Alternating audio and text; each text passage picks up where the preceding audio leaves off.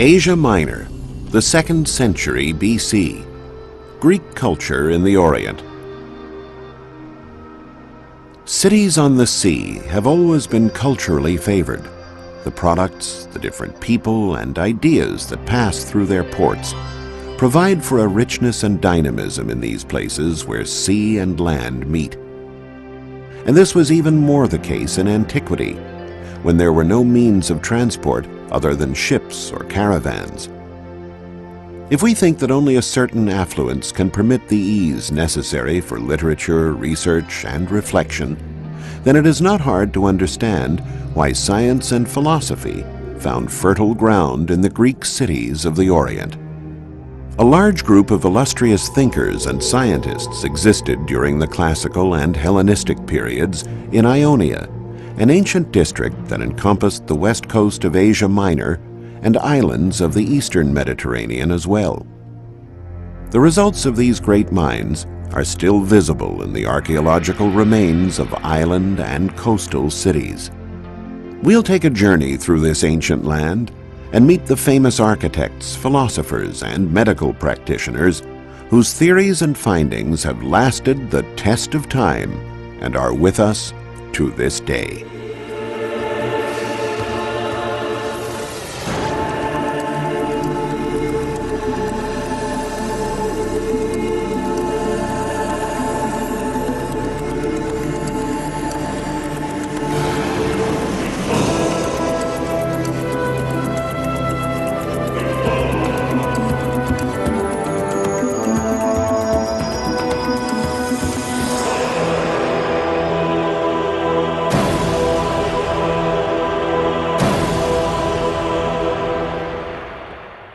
The first millennium BC was the era of Greek colonization of the Mediterranean. It expanded in two main directions, to the west in the direction of Sicily and the Magna Graecia, and to the east into the Aegean Islands and onward to the coasts of Ionia. The Oriental Greek colonies, both those on islands such as Delos, Kos, and Rhodes, now part of modern Greece, and the ones along the Ionian coast, such as Priene and Miletus in modern-day Turkey, were favorably positioned crossroads for both mercantile and cultural exchange. This was an area where the coastal Mediterranean civilizations, the Carthaginians, the Egyptians, and the Greeks, often met and traded with the peoples of the Far East, the Persians, and the Indians. The caravans traveling by land from the Orient to trade their goods needed ships to continue their trip across the sea toward the west. The Ionian coastal cities and other towns on the nearby islands became quite prosperous, both in economic and cultural terms. It was a favorable area for the blossoming of art and science, and was the homeland of distinguished persons in all branches of knowledge, including poets, orators, and philosophers with a great thirst for culture. Public speaking by these renowned men was commonplace. In Priene, one of the most fascinating cities of ancient Ionia, archaeologists unearthed a strange tiered building with a square floor plan. They immediately realized that it must have been used for town meetings and was thus either a bouleuterion, the meeting place of the city senate, or else an ecclesiasterion, a place where the people held their assemblies.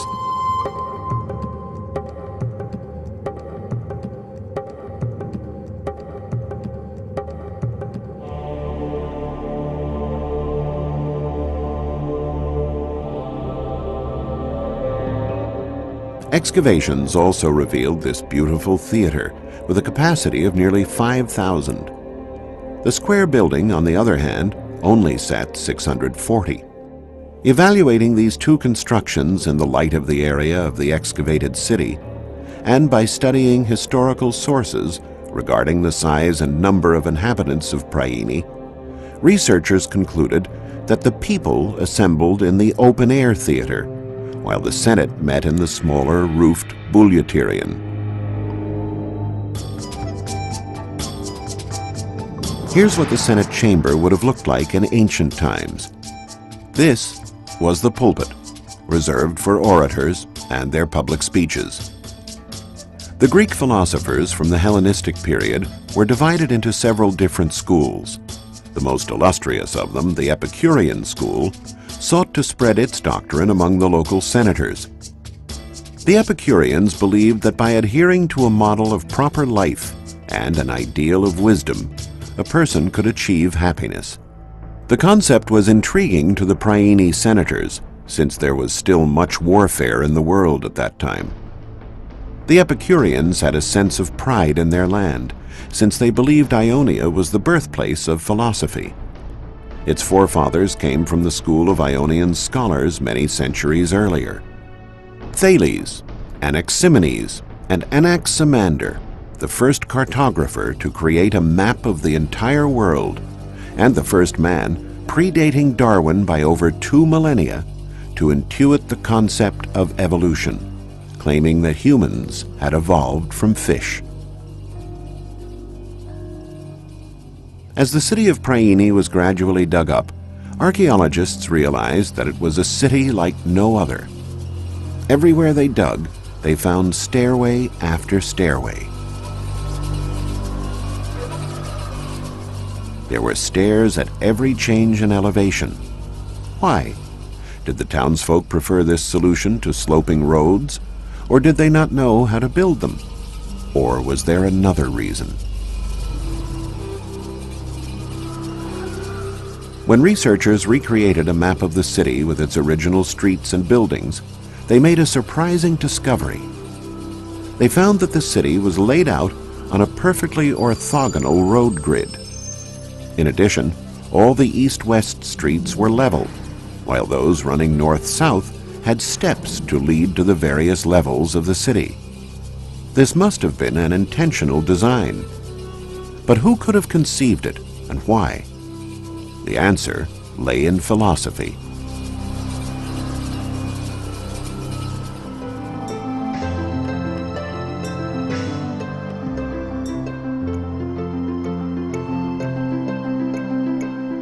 Ancient sources record that it was one of the most illustrious Ionian philosophers, Hippodamus of Miletus, who founded the science of urban planning.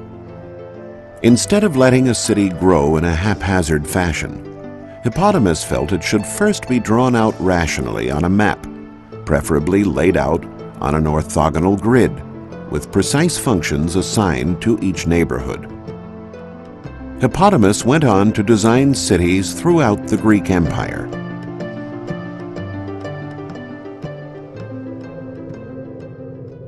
Not far from Priene on the Ionian coast was the city where Hippodamus was born.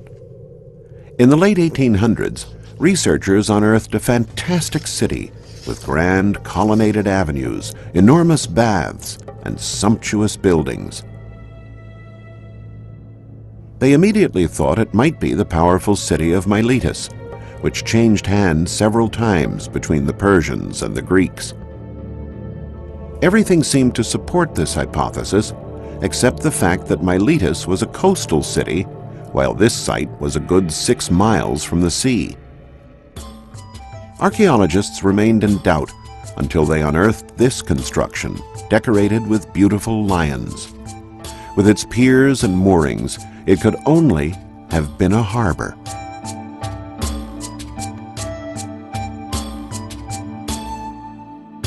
Not far off, they discovered another harbor, christened the Theater Harbor, because it was overlooked by this beautiful and immense theater, which had a seating capacity of 15,000, one of the largest in all the Greek Orient.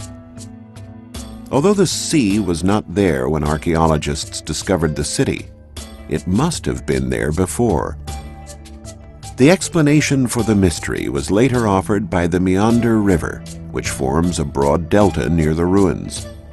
Over the centuries, the river deposited enormous quantities of sediments and pushed the coastline much further out from where it had been during the first millennium BC. In the process, it buried most of the city and left another large section immersed in swampy land. Excavations later confirmed that the archaeologists had indeed found Miletus. When they drew a map of the various buildings, they realized that here too, as in Priene, the city had been laid out according to the urban planning philosophy of the city's most illustrious son, Hippodamus of Miletus. In addition to the perpendicular streets, what is striking here is the concept of functionalism developed by the great urban planner. Each zone had a specific building type.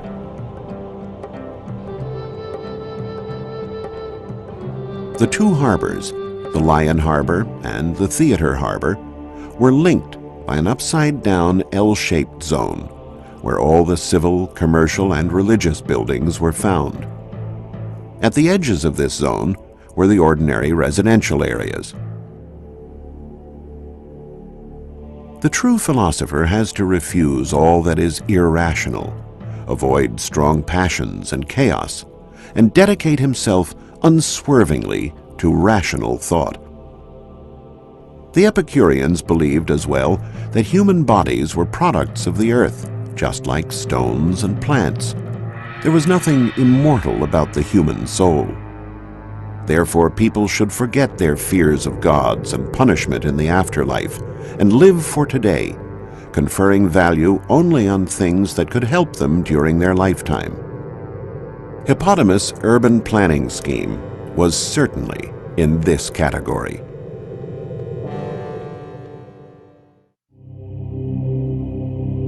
On Delos, a small but important island in the eastern Mediterranean, archaeologists uncovered a series of terraces with buildings dedicated to the worship of various divinities. Inscriptions and statues led to surprising discoveries. All the sanctuaries in this area paid homage to foreign gods: Serapis, Isis, Anubis, venerated by the Egyptians, as well as the Sabiri, worshipped in this Samothracion, a sanctuary built to the gods of Samothrace. Why was there such a large presence of non-Greek gods on this Greek isle? Scholars consulted various ancient texts and discovered, with the help of the historian and geographer Strabo, that Delos was home to the ancient world's largest slave market. Merchants and slave dealers arrived from all parts of the world to buy and sell the most important economic resource of those times: manual labor. Delos thus became kind of a crossroads in the Mediterranean and went out of its way to offer its visitors a vast area for worship, later named by archaeologists the Terrace of Strangers. As an influential visitor on Delos, you might be invited to be a guest in the homes of well-to-do Greeks. Delos was truly a cosmopolitan place, a place where everyone could feel at home without having to boast of any superior fatherland, a place where diversity meant richness. The winds of affluence filled the sails of Delos, the legendary home of Apollo. It was truly a treasure island of the Aegean.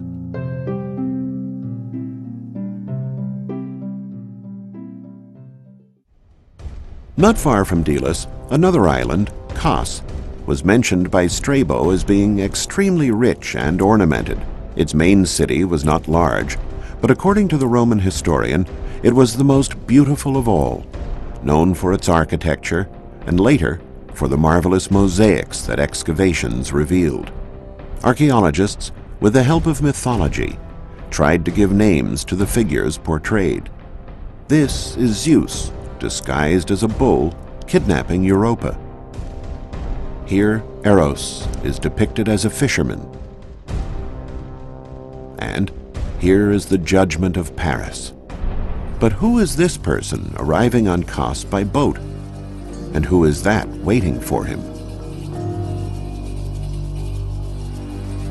The answer came from these ruins.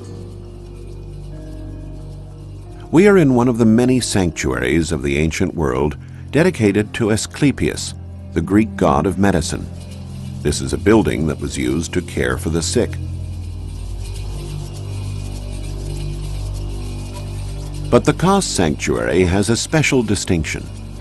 As stated in literary sources, It was built after the death of the greatest doctor of the ancient world, Hippocrates, who held lessons on Kos in the shade of a plane tree. Hippocrates was the first to write a scientific treatise on medicine, freeing this art from its association with magic and grounding it firmly in experience and the observation of nature. The mosaic thus represents a passing of the torch from the god Asclepius arriving on Kos to Hippocrates, who awaits him on shore. The large sanctuary was built by exponents of Hippocratic thought. It was both a place for treatment of the sick and also a medical and philosophical school, an enormous monument to medical progress. One of the great themes at this time in the pursuit of happiness and wisdom was the achievement of victory over pain. Hippocrates had founded a bona fide school of medicine on Kos, which his disciples carried forward for centuries, a school which was located right under this portico.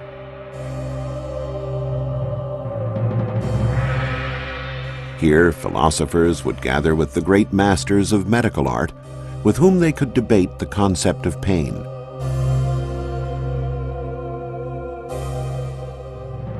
On the second terrace is where the priests were located. They were part of the sanctuary dedicated to religious rites in honor of the god Asclepius. These rites persisted in spite of the fact that Hippocrates had made a science of medicine, complete with a text that encompassed all medical knowledge, the Hippocratic collection, and with a deontological code, the Hippocratic Oath, still sworn to by doctors today, that established rules of behavior for those practicing the noble art of medicine.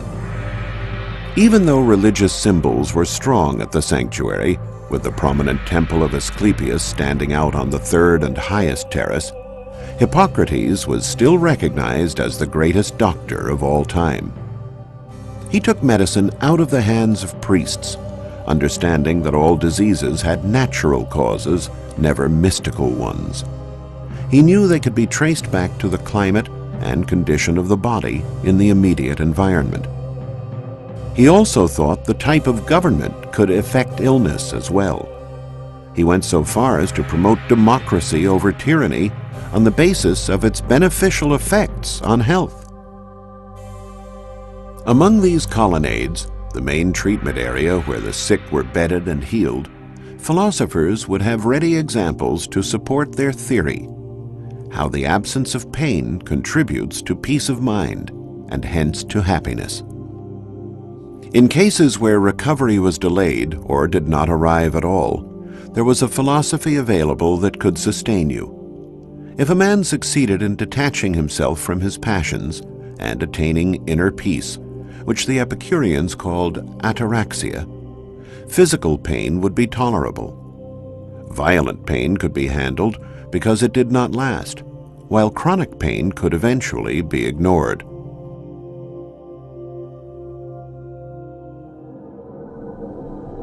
In 1936, an Italian archaeologist, Luciano Laurenzi, digging on the island of Rhodes along the walls of the city of the same name, made a sensational discovery.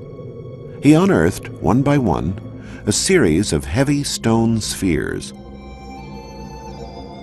There were hundreds of them in all sizes. The smallest weighed 4 pounds, and the largest, almost 600. What would so many heavy balls have been used for? It was soon clear that Laurenzi had discovered a large arsenal. The stone balls were projectiles for catapults, used before the days of cannons. But the quantity of ammunition must have been related to some exceptional event in the history of Rhodes. Historical records supported this thesis. In 305 BC, a great military leader, Demetrius Poliorcetes, had attacked the wealthy city of Rhodes. Rhodes had the largest grain market in the entire Mediterranean and was a flourishing banking center. It thus comes as no surprise that it attracted the covetous gaze of conquerors and military leaders. Though Demetrius had overcome many other cities, and had brought powerful war machines with him for this battle, he was defeated by the people of Rhodes. As a testament to their invincibility, and perhaps also as a warning to those approaching the island with bellicose intent, the Rhodians built the largest statue ever seen, the 100-foot-tall bronze Colossus of Rhodes, one of the 7 wonders of the ancient world.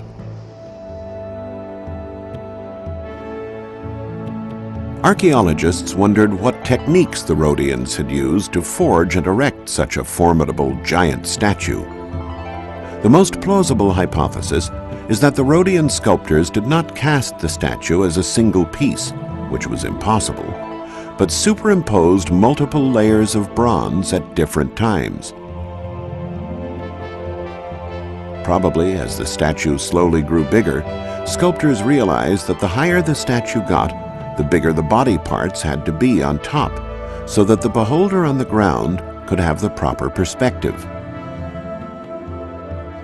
The Colossus was thus made relatively lightweight at the base and significantly heavier toward the top. Unfortunately, in all probability, this was the factor that resulted in its sudden collapse. Soon after its construction, an earthquake toppled the great Colossus of Rhodes. A few centuries later, it was sold for scrap to be melted down. The Colossus of Rhodes was therefore an experiment, a completely innovative project from which designers drew important lessons for further achievements in art and engineering.